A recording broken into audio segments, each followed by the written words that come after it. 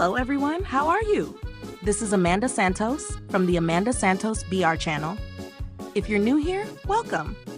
I'm a Brazilian living in the Canary Islands, passionate about travel, different cultures, and of course, traditional foods that tell stories.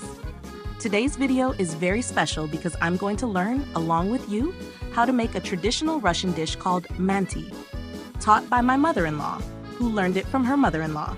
A family recipe passed down from generation to generation. Manty are large and juicy dumplings filled with meat and onion, steamed, and very popular in Russia and Central Asia. It's the kind of food made slowly, with your hands and with heart, perfect for gathering everyone around the table. Today, besides the recipe, you'll witness this moment of affection and exchange between generations, with laughter, cooking tips, and lots of love. Let's start with the dough, which is the base of everything. The recipe is simple. You'll need 1 cup of milk, 3 cups of wheat flour, and salt to taste. Put everything into a large bowl and mix with your hands. Yes, with your hands. The idea here is to feel the texture and gradually incorporate the ingredients. My mother-in-law explained that the dough needs to be firm but still elastic, not too dry, not sticky. So if it feels too dry, you can add just a little milk. And if it's too sticky, add a bit more flour. Once the dough is nice and smooth, we cover it with a cloth and let it rest for about 30 minutes. While it rests, let's prepare the filling. Let's go! I started cutting the onions, and well, they really wanted to make me cry. Meanwhile, my mother-in-law was already mixing the meats, beef and pork in a 3-to-1 ratio, and adding salt and pepper to taste. She also explained that you can add finely chopped herbs like dill, parsley, or coriander to give the flavor a special touch. Then, she used a traditional Russian utensil to mash the onion even more, making it juicy and ready to blend well with the meat. The smell was already amazing. With the dough rested, it was time to assemble. We sprinkled some flour on the counter so it wouldn't stick and started rolling out the dough. We cut it into small portions and with the help of a rolling pin, made thin discs, which would soon receive the filling. It's a real patience job, you know? Each disc needs to have the right thickness to hold the filling well without being too heavy. At that moment, my mother-in-law's presence made all the difference. She has that skill that only experience brings.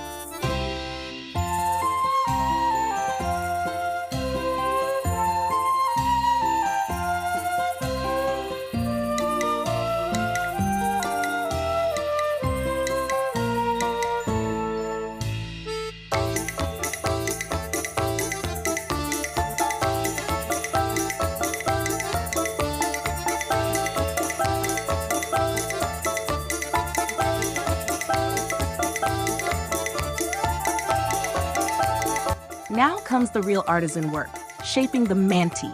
This part is almost like a hand dance, delicate, precise, and full of tradition. I must admit, I didn't dare try it myself. I just watched, amazed by my mother-in-law's skill. She took each little dough disc, placed a generous spoonful of filling in the center, and with impressive calmness, began folding the dough with firm creases, one by one, until forming that braided and distinctive shape of manty. It looked easy, but you could tell it took practice. It really is an art. A wrong pinch, and the meat juice could leak out during steaming. I was fascinated by her care, her rhythm, the focused silence of the moment. It felt almost like a ritual of love and memory. This is the traditional Russian steamer used to make manty. It works with steam and has 2 levels, with little holes where the steam rises and cooks everything evenly without the dough touching the water. When I saw it, I couldn't help but compare it. It works almost the same way as our Brazilian cuscuzeira.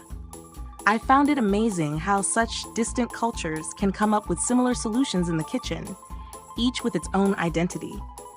While I admired the steamer, my mother-in-law was already brushing olive oil on each manty, one by one, with great care.